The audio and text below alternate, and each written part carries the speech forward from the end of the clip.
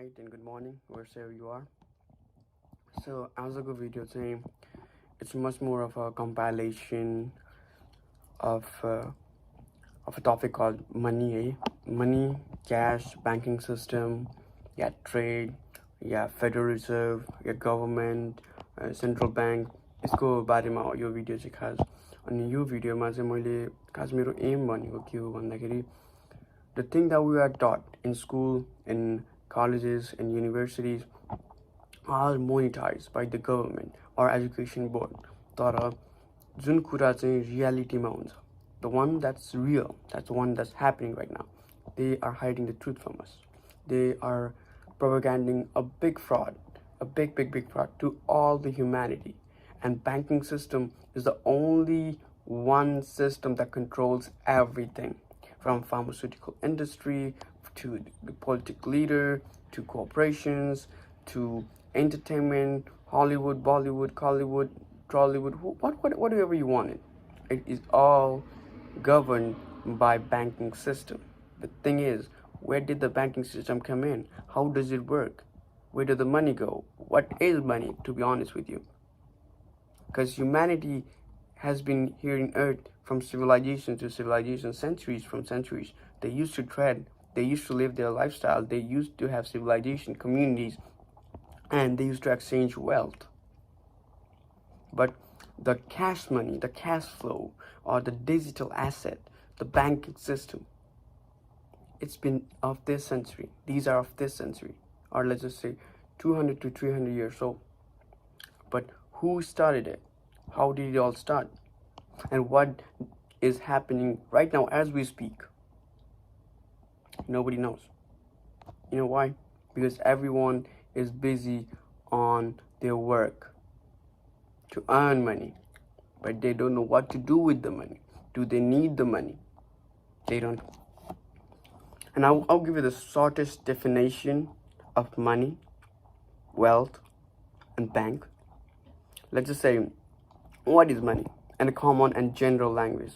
Something that is used as a medium to buy or sell your wealth, your asset, thing that you need to fulfill your necessity in society, making it a standard of something so that we can exchange, we can live, we can eat, we can, have our community grow or have our lifestyle fulfilled.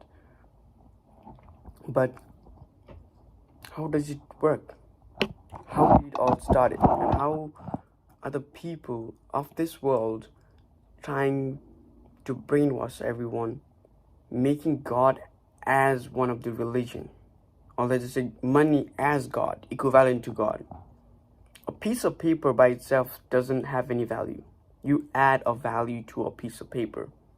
Because the money can be printed, or cash money can be printed anywhere, all around the world. Nobody's going to know. But what gives is the value? What is it that gives you the value? It's the people. It's the attention. It's the government. It's the system that we taught in school, in colleges, that teaches us to value money. To value money. And there are people rushing, fighting, killing, sneezing everyone just for a piece of paper, never knowing the value of it. If you know a value, everything is money, everything is wealth. But if you don't know the value, a piece of paper will be the only thing that you work for, only thing that you know. And that's what they want you to know, that a piece of paper is everything. It can buy you health, it can buy you product, it can buy you money, cars, houses, buses, everything. But look in the deeper way. Look beneath the curtain. Look beneath the education system. Just for a second. Just for this hour. This mad guy. This stupid guy. This weirdo. Listen to this weirdo. Just for 1 hour. I have compiled a video expressing what is money, how it has been installed in our brain as a godly religion, how the United States, in this video I'm taking United States as an example, but everywhere around the world, under the same law, same democracy, and under United Nations under United States or United Nations. They have all the same system, how they works, how the money works, how the financial system works, how the banking system works. They're all the same. So I'm trying to connect with all people all around the world and making pointing to the moon, or pointing, hey brothers, hey sisters, hey friend, this might be also a case. I'm making this video for education purpose. I don't want to earn any money. I don't have any, let's just say, advantageous thinking for this video. This is for my friends, my family, my brothers, my sisters, and people to come to understand the system, understand the indoctrination, to understand the real wealth, the real value of money, the real money, what is the meaning of money. Not just having a cash in your bank pocket or in your wallet and saying I'm rich. I'm trying to point out what richness means, what real value or real wealth means, and what is happening right now as we speak, and who started it, how it is happening all over the world, and why it is happening. Because whether you like it or not, our earth is small. We live in a so much beautiful existence. This room is so much beautiful, so much to explore, so much to say, so much mystery behind it. And if you could just take out money off it, everything is magical, mystery. And maybe we can live as a balanced being with fulfilling our necessity, not entangled in money orientation, but life orientation, to help people to live and to know who you are, to live life in synchronicity with nature. But because of the banking system, pharmaceutical industry, and other propaganda, people are brainwashed. They have been brainwashed with credit cards, debit cards, cryptos, and other marketing strategies. They forgot what it really meant, where it all started, what was the value. So please do watch it. I'll add and cover up as much as I can, but please do watch all of them. Pause it if necessary, rewire it, replay it whenever you're free. Please do watch in full. Thank you. Don't forget to like and comment.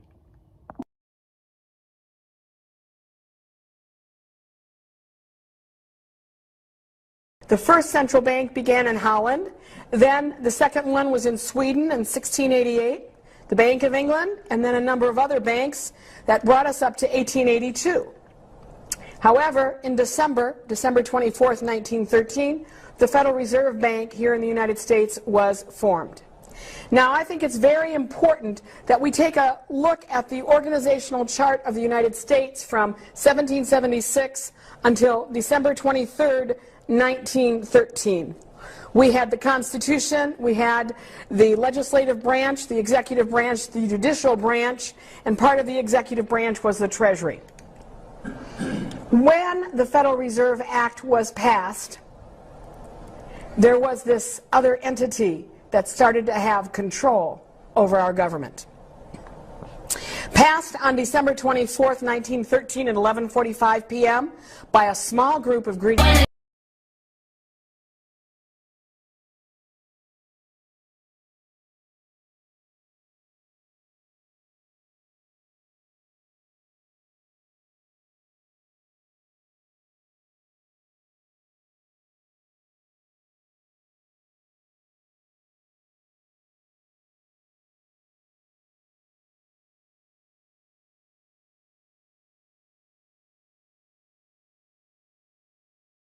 learned, the more I realized I was lied to. We're taught to go to school, to get a degree, to get a job, so we can then get a job and climb the corporate ladder. But wealthy people don't do that. If the banks lived by their own advice, which is save money, the banks would be losing money. When you go and deposit $1,000 in the bank, that cash that you deposited is a liability for the bank. An asset is something that puts money in your pocket. A liability is something that takes money away from your pocket. So when the bank has your cash, it's a liability for them. They want to get rid of it as fast as possible. And the way they do that is by lending it out because it's an investment for the bank. They don't want to hold on to cash, but they want you to save your money. Wake up, everybody! Things that we were told growing up were a lie. See, when I did my research and educated myself, I felt like I was in the Matrix taking that red pill. You take the red pill, and I show you how deep the rabbit hole goes. I encourage everyone to do the research, and you'll be surprised what you find. McDonald's is a last name. Abercrombie and Fitch, last names. Armani is a last name. Baskin Robbins is a last name. Chrysler, Pillsbury, Porsche, Procter & Gamble, 2 last names. Rolls Royce, Charles Rolls, Henry Royce, last name. Versace, last name. Wells Fargo, Henry Wells, William Fargo, last name. Walgreens, Wrigley's, Welch's Grape Juice, last name. Here you are, you think you're buying a product. You are not buying a product, you're buying a name. You think you're wearing a product. Hey, look at this product. No, you're saying, look at this family. So you done went to one family called Wells Fargo and got $200,000 so you can go to another family called Rolls Royce so you can give them money to get yourself a car so you can go back to the hood and see the Joneses and say, look at what I got. Meanwhile, Wells Fargo, their family's sitting up being rich, and Harley Davidsons and Rolls Royce are being rich, and the Joneses are sitting there holding up people's stuff saying, look at what we did and we broke.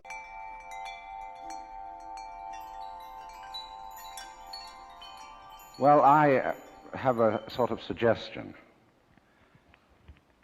and that is this, that before we decide either to save the planet or to destroy it, we pause for a moment of silence. I don't mean that kind of grim silence which one observes when somebody says, such and such a famous person has just died, and we'll observe a moment of silence in his honor. And everybody frowns and thinks very serious thoughts. That's not silence at all. I mean real silence, in which we stop thinking and experience reality as reality is.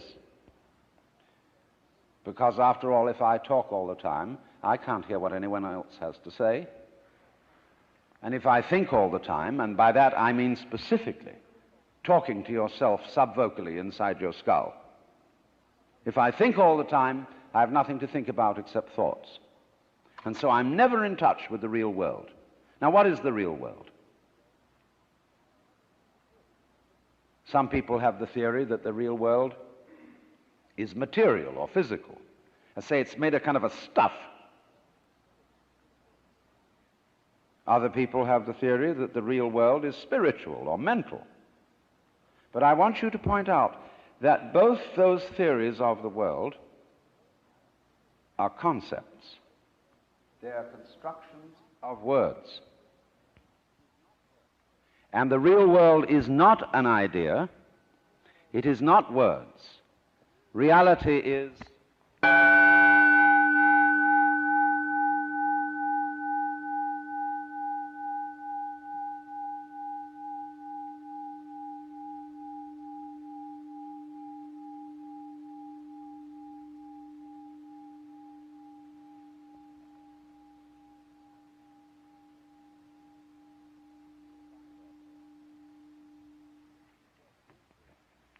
you will find, therefore, that if you get with reality, all sorts of illusions disappear.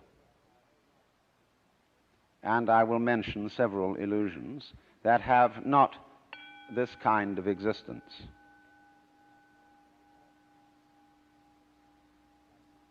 Let's begin with some very down-to-earth ones, like money. Money is a very useful method of accounting. It is a measure of wealth in the same way as inches are measures of length and grams measures of weight. You cannot eat money. You could have a fantastic quantity of dollar bills and stock certificates on a desert island, and they would be useless to you. What you would need would be food and animals. and companions. Money simply represents wealth in rather the same way that the menu represents the dinner. Only we are psychologically perverted in such a way that some of us would rather have money than real wealth. But you know, you cannot drive in 5 cars at once, even though they be Cadillacs.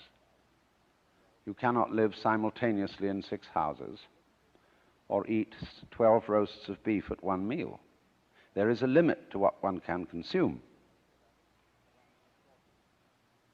So that's one of the sort of confusions I'm talking about. Another is that we confuse ourselves as living organisms with our idea of ourselves. That is to say, with a conception of myself which is called the personality or ego.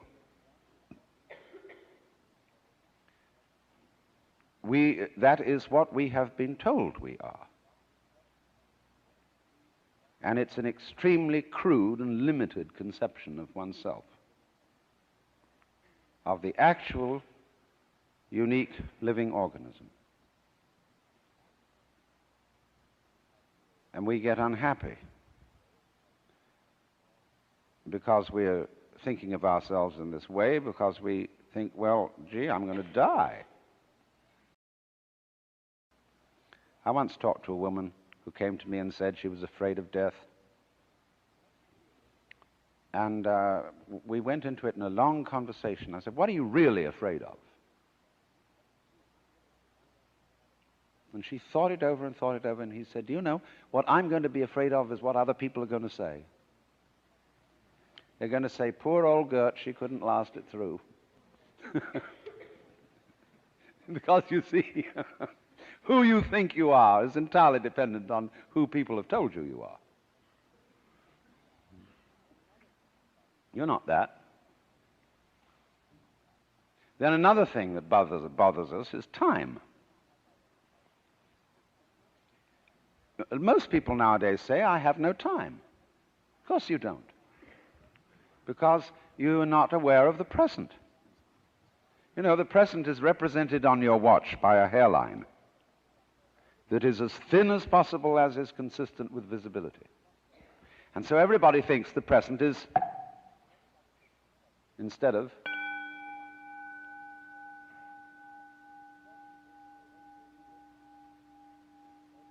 now, the present is the only real time. There is no past, and there isn't a future. And there never will be. We think ordinarily of the present as an infinitesimal point at which the future changes into the past. And we also do a terrible thing. We imagine ourselves to be results of the past. And we're always passing the buck over our shoulders, like when God approached Adam in the Garden of Eden and said, hast thou eaten of the fruit of the tree whereof I told thee thou shouldst not eat? And Adam said, this woman thou gavest me, she tempted me, and I did eat. And God looked at Eve and said, hast thou eaten of the fruit of the tree whereof I told thee thou shouldst not eat? And she said, the serpent beguiled me, and I did eat. And God, out of the corner of his eye, looked at the serpent. The serpent said nothing.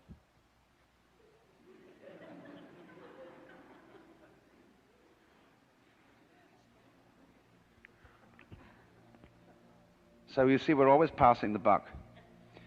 And don't realize that the past is caused by the present, as the wake of a ship flows back from the prow. Now, the wake doesn't drive the ship any more than the tail wags the dog.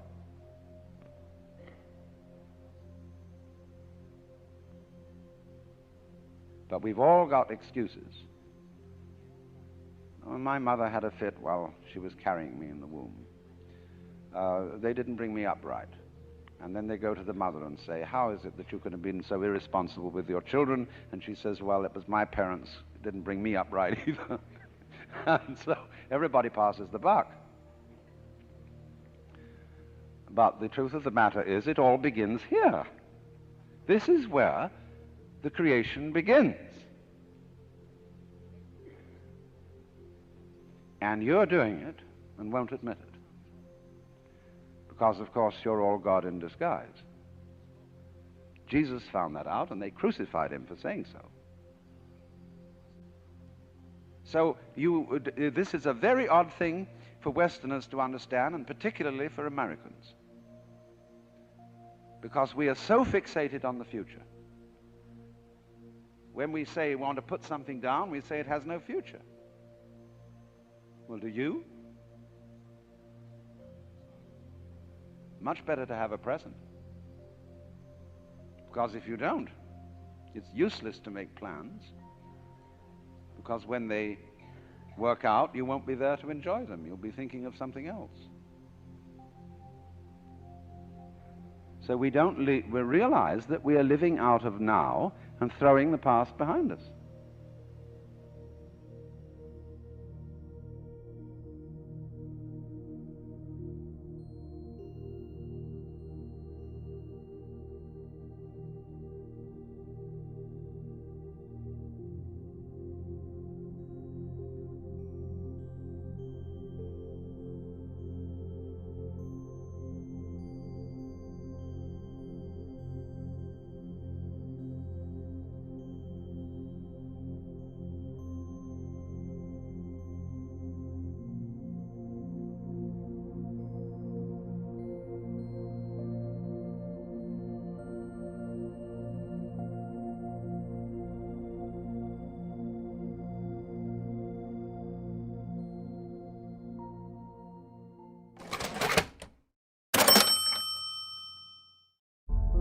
The confusion of money in any form whatsoever with wealth is one of the major problems from which civilization is suffering.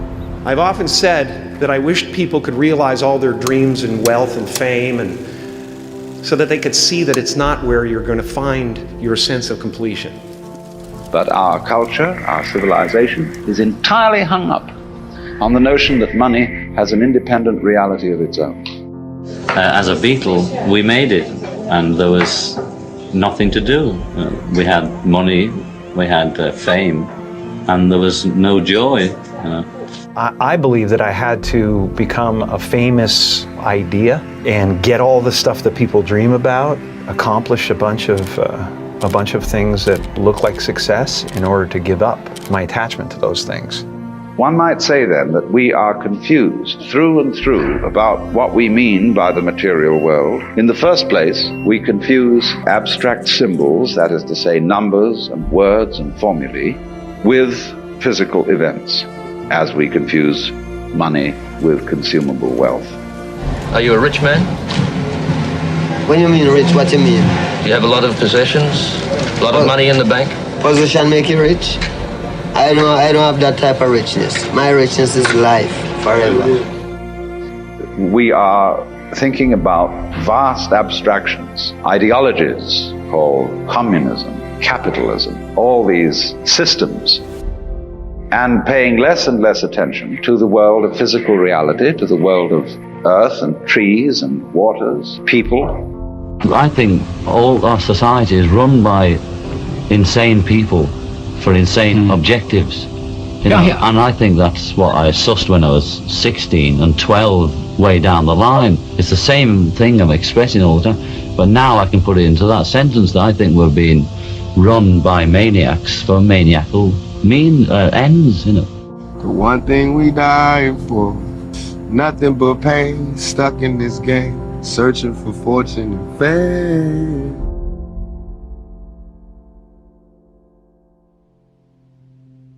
We're all familiar with the anecdotal examples of people winning lotteries, lottos, football pools and deteriorating because wealth in itself has no meaning. We are all aware too of the native and indigenous tales that regard the accumulation of material products as a kind of disorder. We live in a sick society where we've prioritized materialism over idealism. We have no values or principles. We have people racing to the conclusion of an argument that has no values, no deep truth in it. We have people spending their whole lives acquiring fortunes that they're never going to use, don't need, that are meaningless, that can never fulfill them. A materialistic life as well is a commitment to the idea that there is no deeper ulterior meaning. The only thing that matters is the acquisition of objects, accruing more material, accruing more power, accruing more resources. If that becomes your ideology, because ultimately, fundamentally, it isn't true, because there is a realm beyond the reach of the senses that we are nevertheless impacted by, our consciousness itself resourced from this deep well, you are living in an illusion with every object you purchase. You are living in a nihilistic space, a place desiccated of the richness of meaning, a dry, barren landscape papered over with privilege. One of the things I've been granted by my own limited experiences of fame and fortune is that it is dumb, empty, inane.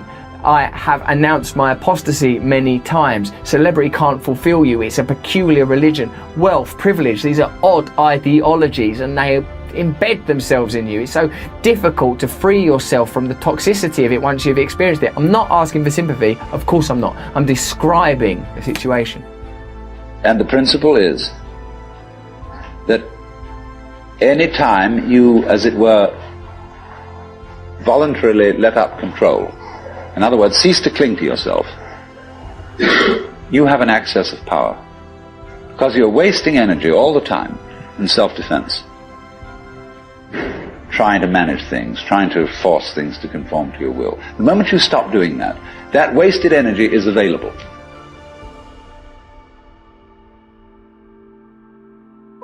And therefore, you are, in that sense, having that energy available, you are one with the divine principle. You have the energy. When you're trying, however, to act as if you were God, that is to say, you don't trust anybody and you're the dictator and you have to keep everybody in line, you lose the divine energy. Because what you're doing is simply defending yourself. So then, the principle is, the more you give it away, the more it comes back.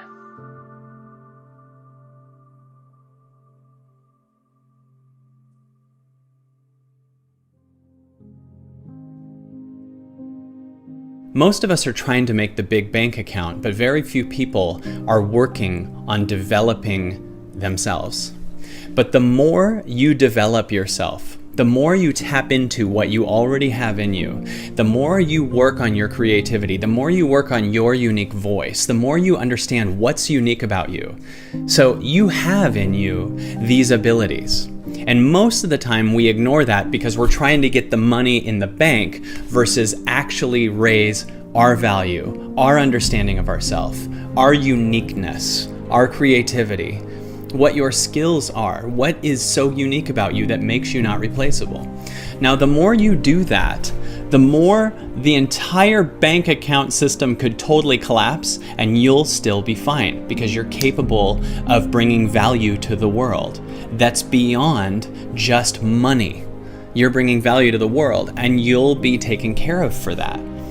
So one of the most important things you can do is work on you, not work on just filling the bank account. And if you have a decent bank account or a medium bank account or even a very little one, use that to work on you. Develop your creativity, create a studio, go to things that will help you learn more about you. There are so many things that are worth so much money in you, but most of us ignore those things and try to get the external. And that's the shortcut that stops you from meeting what's nuts about you, what's insane about you, what's original about you. And every person has such a brilliant, unique, original thing, and very few people invest in themselves.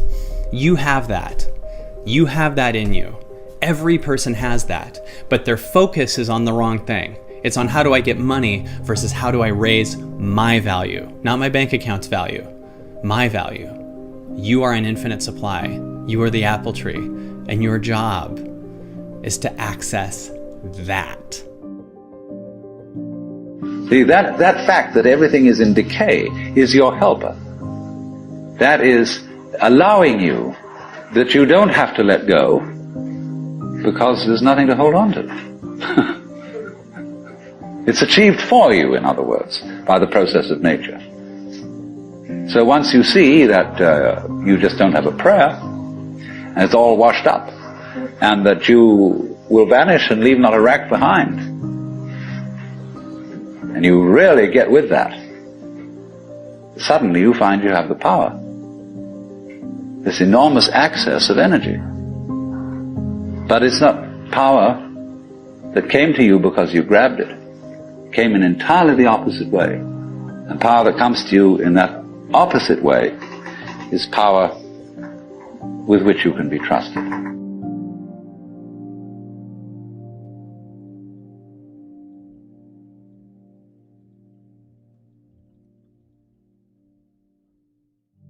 We are recognized by the fact that one day you face the same way as you did the day before. And people recognize your facing. So they say that's John Doe or Mary Smith. But actually the contents of your face, whatever they may be, the water, the carbons, the chemicals, are changing all the time. And everything is like that. It's pattern. And this is why it's so spiritual. To be non-spiritual is not to see that, to identify with the body. The body is really very intangible. And so therefore, if you cling to the body, you will be frustrated. The material world, the world of nature, is marvelous, so long as you don't try to lean on it, so long as you don't cling to it. And if you don't cling to it, you can have a wonderful time with it. If you try to possess people, then of course you are trying to cling to the physical world. So one might say then that we are confused through and through about what we mean by the material world. In the first place, we confuse abstract symbols, that is to say numbers and words and formulae, with physical events, as we confuse money with consumable wealth. In the second place, we confuse physical events with matter. But matter, you see, is an idea, it's a concept. It's the concept of stuff, of something solid and permanent that you can catch hold of. Now, you just can't catch hold of the physical world. The physical world is the most evasive, elusive process that there is. It will not be pinned down, and therefore it fulfills all the requirements of spirit. So what I'm saying then is that the non-abstract world is the spiritual world. But we're all hooked on the idea that there is, you see, an external objective world, which is a certain way. But people always have to feel that they've got to find a meaning. For example, you get sick, and you've lived a very good life, and you've been helpful to other people and done all sorts of nice things. Then you get cancer. And you say to the clergyman, why did this have to happen to me? And you're looking for an explanation, and there isn't one. It just happened that way. But people feel if they can't find an explanation, they feel very, very insecure. Why? Because they haven't been able to straighten things out. The world is not that way. It is you, in other words, who evoke the world, and you evoke the world in accordance with what kind of a you are, what kind of an organism. One organism evokes one world, another organism evokes another world. And so everything, reality is a kind of relationship. So Once one gets rid of the idea of the truth as some way the world is in a fixed sense, say it is that way, see? Then you get to another idea of the truth altogether. The truth that cannot be pinned.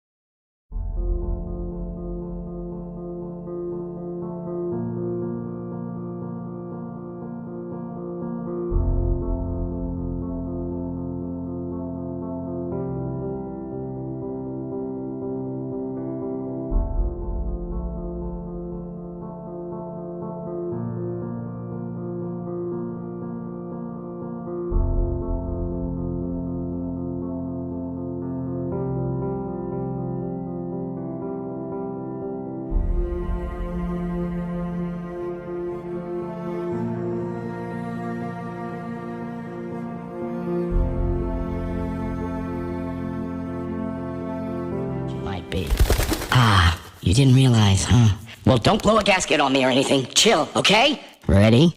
Money is God. And you thought that religion is just the Christians, Buddhists, shamans. Of course it isn't. You're not that stupid. In this day and age, the only universal religion is money. The different currencies are like Catholicism, Protestantism, Judaism, Buddhism. Look, in essence, money is your God. Everyone believes in it, it's the source of everything, and it can even work miracles from time to time. Wow. This God has apostles, millionaires, whose sacred lives you examine with such enthusiasm. Each of you regularly takes the sacrament of communion, receiving an envelope that contains a piece of the holy flesh. Ah. Just for shits and giggles, go ask anyone, how much money do you make? They'll crap themselves like you asked them to confess their gravest. And all of those crisp little bills, they're icons. These bills, they are not just some old pieces of paper printed with ink. No, they are nothing less than the body of your God. They are born in a sacred place no mere mortal can enter. Then these godly pieces of paper come into human hands. And then, tired, wrinkled, and dirty, they are burned in special furnaces to rise again like the phoenix, that they may walk their earthly path once more. Everyone touches them. Take out your wallet for a sec. Imagine the journey each bill had to take to end up right there in your sticky little hand. Who was the first to crinkle it? And where is it going next? A bum? A syphilitic? A prostitute? The president? And yourself? You all practice sacraments with the same scraps of paper. People, wake up. All this money circulates in order for you to give it your precious energy. See, money's value is backed by labor. Without you in the mix, money has no meaning. The fact is, money is nothing but the product of a regular printing press. Anybody, anywhere, could print their own money. Of course, it will not be backed by the collective unconscious, but by an individual.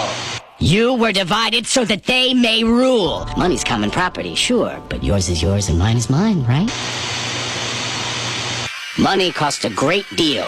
People cost nothing, because you're priceless. Since you have proved that you can make a god from any old myth, and you're ready with you. I'm just an animated character with a funny voice, while you're an actual, real-life person. With your intellect and your experience, you're practically a god. All my verbalized thoughts definitely fall woefully short of your fancy inquiring mind's research. Whatever I spew on here could be said better by you, my friend, but you just don't need to. You can express your public stances by simply clicking the like button or with a smug comment. So what? And take notice that no one will dare to reproach you with dialectic relativism. Definitely no one will reproach you with that. It must be awesome being you. There once was a wise old teacher. He was so great that people didn't even understand what they could learn from him. Some said he used to be some kind of filthy rich and powerful businessman, but then he forsook the vanities of the world after realizing the true nature of life. And then one seeker, the very bravest of all of them, comes to him and says, "Oh, great and wise teacher, I'm disappointed in this world. It's rotten to the very core.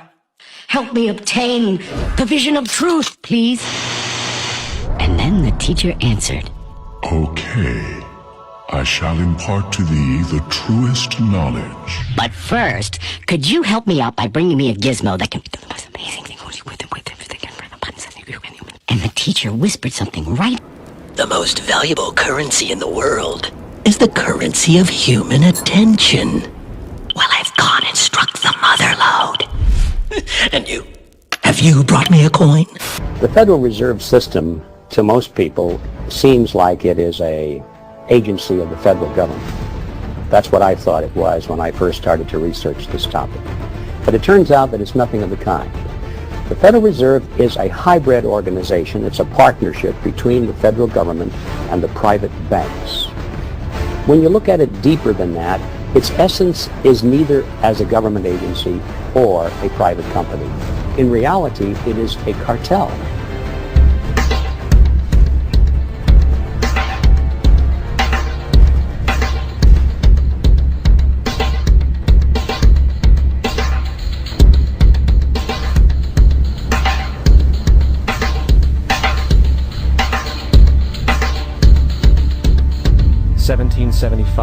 The American Revolutionary War began as the American colonies sought to detach from England and its oppressive monarchy. Though many reasons are cited for the revolution, one in particular sticks out as the prime cause: that King George III of England outlawed the interest-free, independent currency the colonies were producing and using for themselves, in turn forcing them to borrow money from the Central Bank of England at interest, immediately putting the colonies into debt. And, as Benjamin Franklin later wrote, the refusal of King George III to allow the colonies to operate an honest money system which freed the ordinary man from the clutches of the money manipulators was probably the prime cause of the revolution.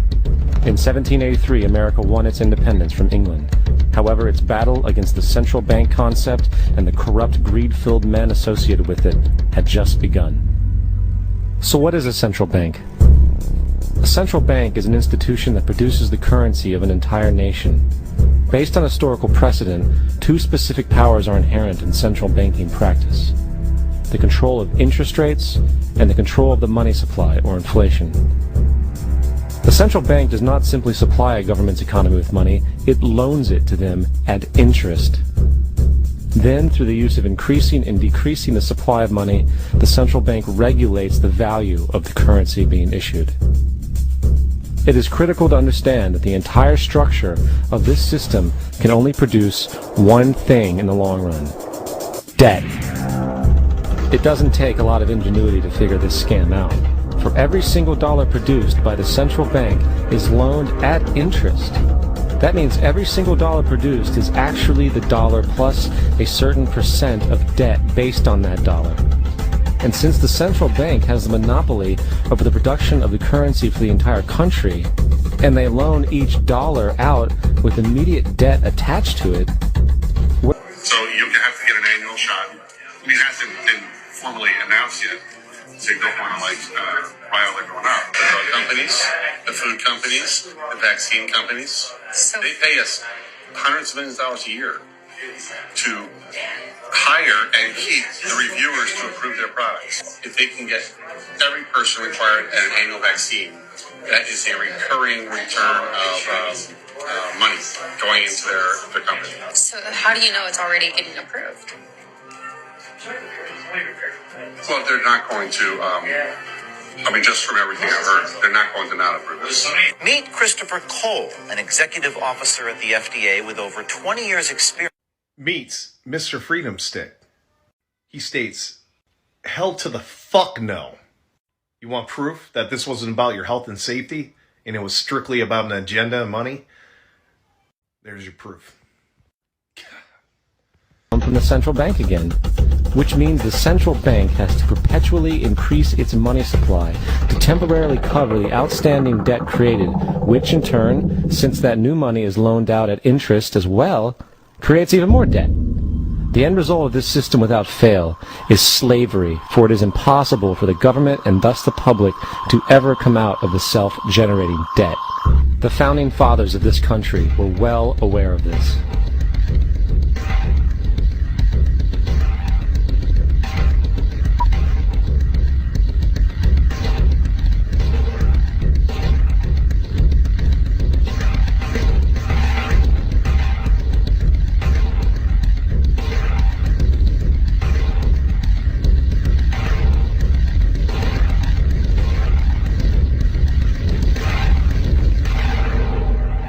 By the early 20th century, the U.S. had already implemented and removed a few central banking systems, which were swindled into place by ruthless banking interests.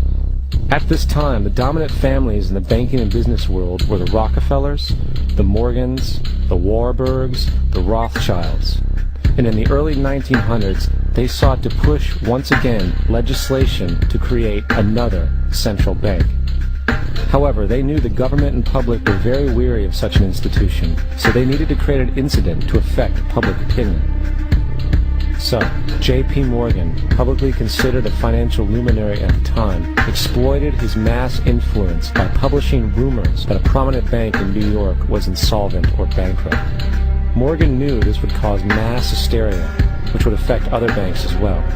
And it did.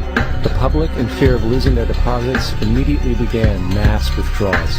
Consequently, the banks were forced to call in their loans, causing the recipients to sell their property, and thus a spiral of bankruptcies, repossessions, and turmoil emerged. Putting the pieces together a few years later, Frederick Allen of Life magazine wrote, "The Morgan interests took advantage to precipitate the panic, guiding it shrewdly as it progressed." Unaware of the fraud, the Panic of 1907 led to a congressional investigation headed by Senator Nelson Aldrich, who had intimate ties to the banking cartels and later became part of the Rockefeller family through marriage. The commission, led by Aldrich, recommended a central bank should be implemented so a panic like 1907 could never happen again. This was the spark the international bankers needed to initiate their plan. In 1910, a secret meeting was held at a J.P. Morgan estate on Jekyll Island off the coast of Georgia. It was there that the central banking bill called the Federal Reserve Act was written. This legislation was written by bankers, not lawmakers. This meeting was so secretive, so concealed from government and public knowledge, that the 10 or so figures who attended were told they could only use their first names in addressing each other. This dollar bill has value because it is based on your physical body. Your flesh and blood body backs up the authority of this money. If you're an American, this money is backed up by your body. Now let me show you how. When you look at the front of the dollar bill, you will see on each side are serial numbers for this particular dollar bill, are serial numbers. If you look on the back of your Social Security card, you will see the numbers on the bottom. The numbers on the bottom, usually in red, represent your blood on the New York Stock Exchange. It represents your physical body. That's why the numbers are in red, representing your blood. Now, when you take the numbers on the Social Security card and put it next to the serial numbers on the dollar bill, you will see it's the same sequence of numbers and letters. And so what it's actually telling you is that there's like whatever the amount is, 24 million or 4 million or $6 million, whatever it is that your body is worth on the New York Stock Exchange, there's that much money out there all over the world in fives and tens and hundreds with your Social Security number on it. So these numbers line up exactly correct the same way. The numbers can be in blue, black, or red. And so this is why years ago, we used to say the government is just going to beat you black and blue. Because black and blue are colors that are used in banking. You have to sign with a blue or black pen. Or you can sign with a red pen, which represents your blood. Your physical body is really very important to the corporation called the United States Corporation. That again is why they want you to wear your seat belt and have insurance, and in case something does happen to you, you need to have insurance. Why? Because the government doesn't want to pay for you to be in a hospital. They want you out making money for them. They don't have to put the money in to protect you in a hospital. Go get your own insurance. Let them pay for it. The real powers behind banking today in America is insurance companies. Insurance companies are the most powerful hand behind the world of money because it has something to do with the 14th Amendment. and how we were changed over from sovereignty, man, woman, and child, into a U.S. citizen. To ask a key question as taxpayers, as parents, as educators. And the question is, what is school for? We keep running this multi-billion-dollar operation, trillion-dollar operation, but we don't ask what it's for. I know what it used to be for. What it used to be for was to train obedient factory workers. We didn't have enough, so we built this system on purpose to train kids to sit for 9 hours, to do what they were told, to learn how to use a number 2 pencil, and on, right? Yes. And it worked. We got plenty of factory workers who were compliant, who would put up with all sorts of nonsense in a dark room for 8 hours for a paycheck once a week. We also taught people how to consume, because that was the other big problem. In 1920, the average kid owned 2 pairs of pants and 1 pair of shoes, right? You don't know a human being who owns 2 pairs of pants and 1 pair of shoes anymore, because we needed to train people to fill their closets with stuff, and we did that at school. So what is school for now? The United States. Which is the most powerful family? I know which one you're going to say, and it'll be wrong. You want everyone to think Rothschild, or everybody's going to say Rothschilds, and you're saying there's somebody above them. Oh, yeah. The other one is the Rockefellers. Everyone says, oh, it's the Rockefellers. Yeah. Oh, it's the Rothschilds. Who is it? No, it's the Collins family. Now, who are the Collins? Well, there's a fellow called Christopher Columbus, who in Spanish is called Cristobal Colón. Now, he came from one of the papal families called the Colonna family. And they were the enemies of the Orsini family, who considered themselves to be the Maxima family. The Rothschilds and the Windsors come from the Orsini family. So does Tom Cruise, by the way. He's an Orsini. So the Orsini and the Colonna were fighting in the Middle Ages to be popes, and they were killing each other. There was assassinations, blood on the street, there were coups. Anyway, one pope finally comes along in history and says, right, you've got to stop this killing and fighting amongst yourselves. And that he said, one of your family has to marry one of their family, and you have to make amends, and we have to make a papal bull, and we have to work together. And from then on, the Collins family, whom are also called the Cohens, the Jewish Cohens, the priests, the Levites, the Cohens, the Collins, the Colon, becomes Columbia, District of Columbia, the Knights of Columbus, Columbia Pictures, British Columbia, Columbia in South America, and the Collins family still runs America. Thank you, Christopher Collins, otherwise known as Christopher Columbus. They say that money doesn't grow on trees, but the truth is that the modern banking system creates currency far faster than trees can grow. Most people don't have a clue how currency is created. Economists and bankers make it sound so complex that people think they can't understand it. But I'm going to strip our monetary system down to its essence so that you can see the scam behind the curtain and just how it affects you. Every modern society creates currency in pretty much the same way. But since the US dollar is the majority of the world's currency, I'm going to use the United States as our example. It all starts when some politician says, vote for me and I'll make sure the government provides you more free stuff than my opponent will. But there's no such thing as a free lunch. So to provide that supposedly free stuff, the politicians vote for the country to spend more than its income. This is called deficit spending. To pay for that deficit spending, the Treasury borrows currency by issuing a bond. So what's a bond? If you think about it, a bond is really nothing but a glorified IOU.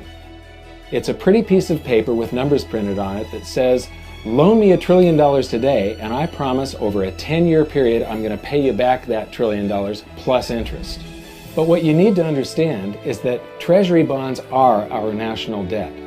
These glorified IOUs are to be paid back by you and I and our descendants through future taxation. Therefore, when the government issues a bond, it steals prosperity out of the future so that it can spend it today.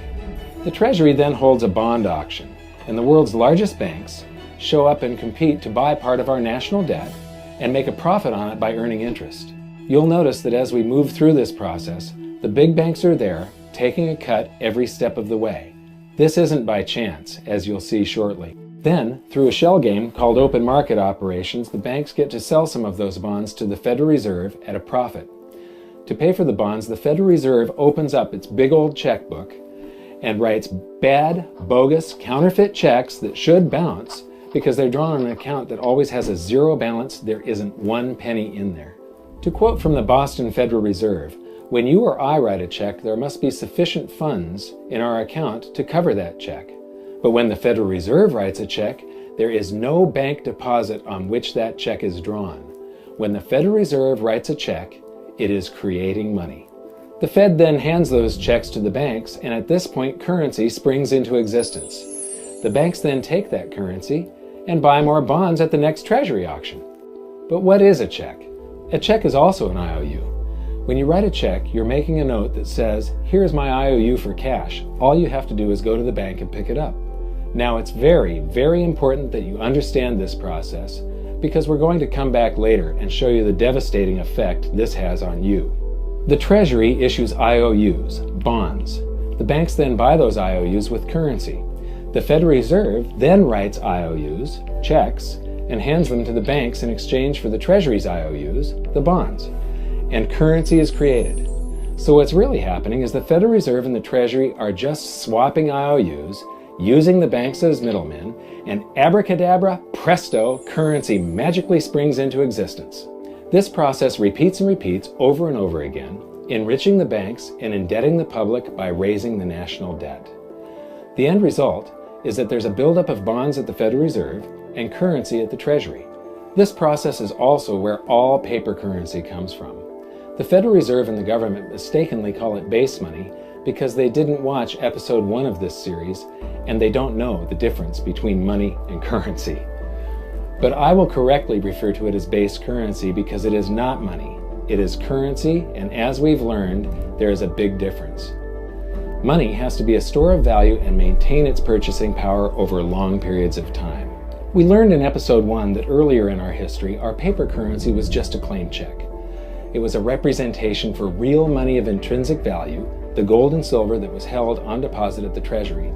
You could walk into any bank and slap your currency, like say a $20 bill, on the counter and redeem it for real money, a $20 gold piece. But now, this base currency that's piling up back here is really nothing but a receipt or a claim check on an IOU, that bond.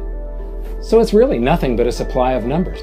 The Treasury then deposits the newly created currency into the various branches of the government, and the politicians say, "Hey, thanks for that." And the government does some deficit spending on public works, social programs, and war. The government employees, contractors, and soldiers then deposit their pay in the banks.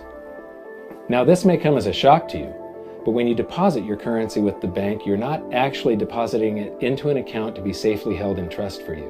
Instead, you're actually loaning the bank your currency, and within certain legal limits, they can do with it pretty much anything they please.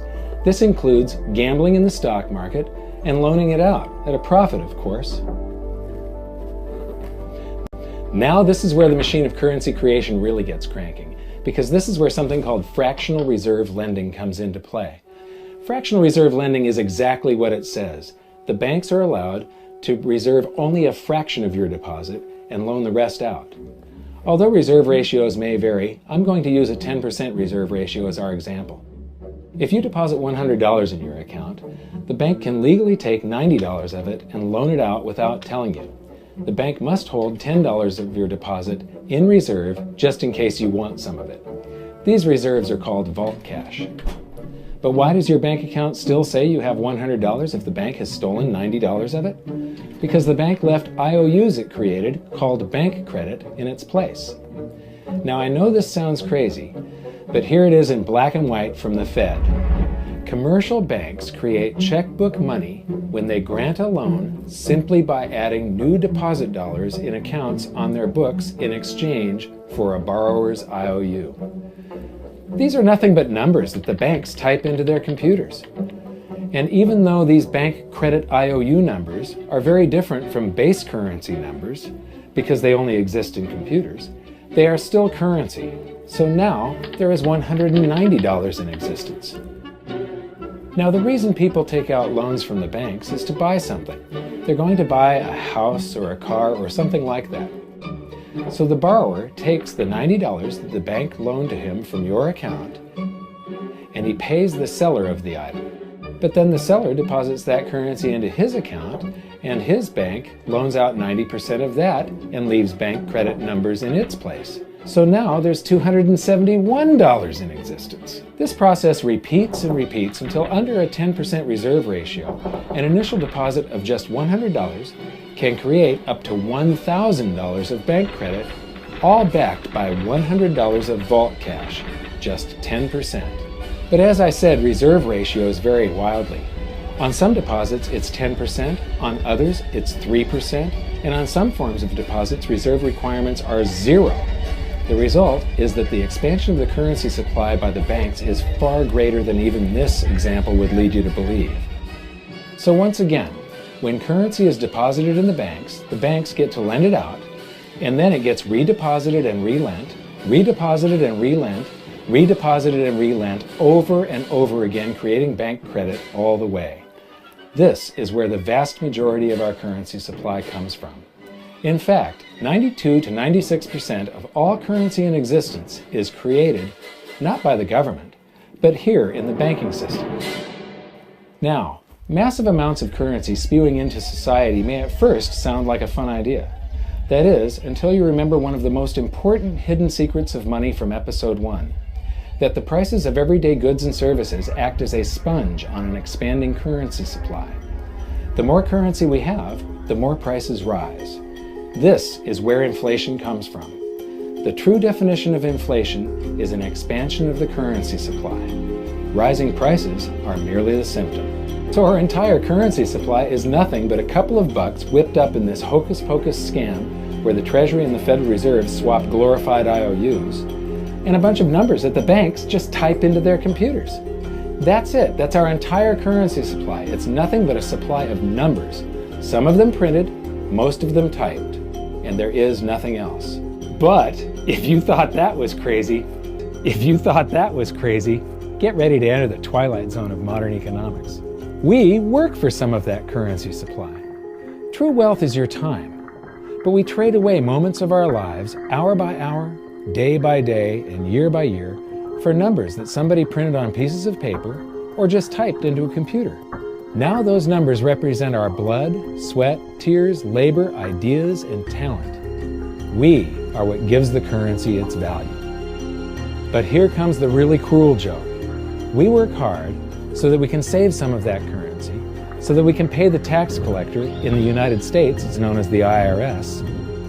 They then turn it over to the Treasury so that the Treasury can pay the principal plus interest on that bond that the Federal Reserve bought with a check drawn on an account that has nothing in it. Now let's do a recap on this section, because this is where the system begins to rob you and I on a massive scale. Much of our taxes are not used for schools, roads, and public services, but to pay interest on bonds that the Federal Reserve bought with a check drawn on an account that has nothing in it. The Federal Reserve is committing fraud. But here's one of the biggest secrets of them all. Before the establishment of the Federal Reserve, there was no need for personal income tax. The Federal Reserve was created in 1913, and that very same year, the Constitution was amended to allow income tax. Do you really think this was just a coincidence? Ask yourself how much income tax you've paid over your lifetime. Much of it has been silently siphoned away into the hands of those who own the system. Yes, this system has owners. Who they are is an even bigger secret that we'll get to shortly.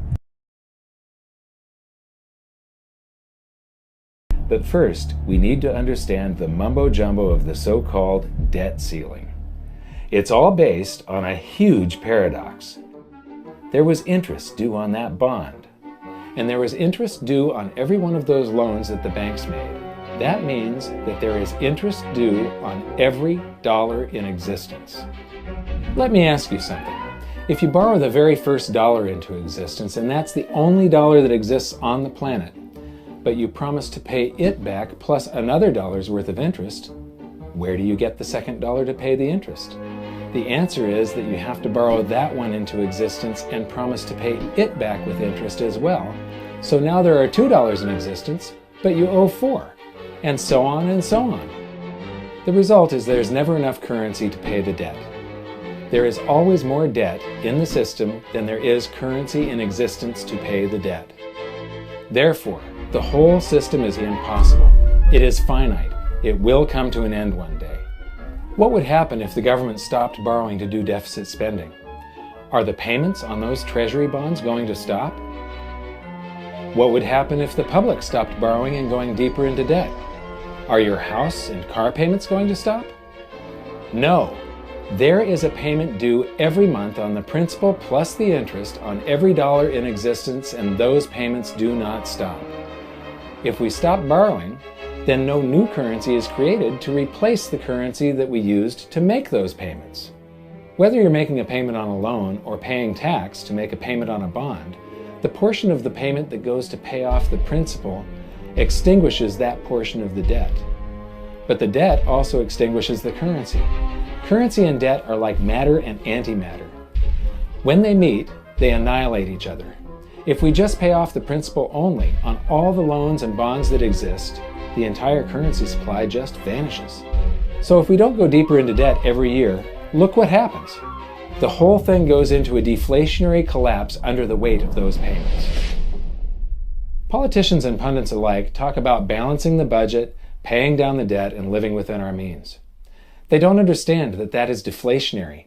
It is impossible to do under our current monetary system without collapsing the whole economy.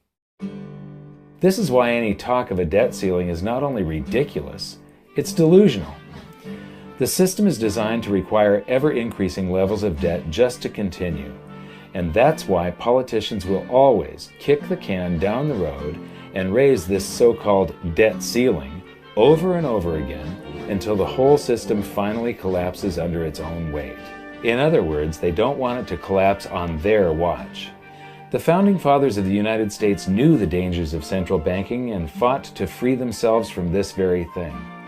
The Revolutionary War started out as a tax revolt, but now we must pay tax just to have a monetary system.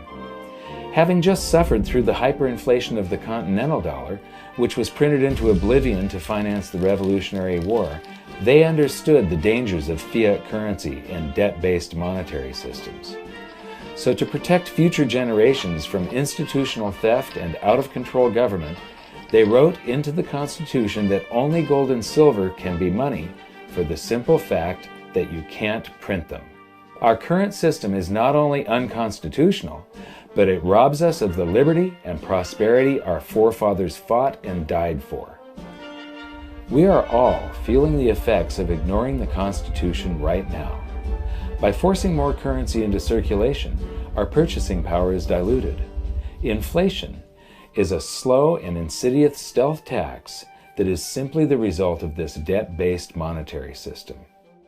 This system empowers and benefits those who create the currency and receive it first, as they get to spend it into circulation before it has an effect on the economy. They're stealing purchasing power from you and transferring it to the banks and the government every hour of every day because of this false monetary system. And it's not like the people at the top don't know this. To quote the Federal Reserve, the decrease in purchasing power incurred by the holders of money due to inflation imparts gains to the issuers of money. This is a fraud. It is a pyramid scheme. It is a Ponzi scheme. Fraud. It is a pyramid scheme. It is a Ponzi scheme. It's a scam and it's a lie. Our entire monetary system is nothing but a form of legalized theft. But here's the biggest con job of them all. The Federal Reserve is not federal. It has stockholders. There is no federal agency that has stockholders. What's a stockholder? A share of stock represents a percentage of ownership in a corporation. So the stockholders are the owners of that corporation. Therefore, the Federal Reserve is a private corporation with owners. And you can see it for yourself if you go to the Federal Reserve's website, and it will say, the stockholders receive an annual dividend of 6%. Now we know that the stock in the Federal Reserve was originally issued to the largest banks in the United States. But because of mergers and acquisitions through the years, you can't actually trace who owns the stock in the Federal Reserve. That's a very closely guarded secret. My guess would be that the owners are those primary dealers, the banks that get to make a profit by selling part of our national debt, those bonds, to the Federal Reserve, who buys them with a check from nothing. Then we pay tax to pay the principal and the interest on those bonds so that the Federal Reserve can pay the banks a 6% dividend. Don't be alarmed if you don't quite comprehend the deception of this system at first glance. Very few people do. It is purposely complex. The economist John Maynard Keynes once wrote, "By this means, government may secretly and unobserved confiscate the wealth of the people, and not one man in a million will detect the theft." I believe that presented correctly, anyone can understand this system, regardless of how complex it is. Do you know why they tell you to save money? Because the system of banking has nothing to do with communism or capitalism. It's the banks run the world. The rich run the world. They don't care if you're communist or capitalist. So let's say you save $1 US or €1, 1 yen. The banking system can lend out 10. So the entire system is called the fractional reserve system. The fractional reserve system is also printing money. And then they tell you to save money. So they want you to save money so they can lend out your money 10 times. So your dollar became worthless 10 times over. And then they used to pay you 10% interest on your money. Now it's at best 1%. And they're still lending it out 10 times. So that's why you don't save money, is because your money is becoming worth less and less and less and less and less. The banks are getting richer and richer and richer. Then they tax you on that interest they pay you. That 1% interest, if they pay you that much. Japan is 0. That's what I would question. So how come that happens? So when they lend out money, that's how money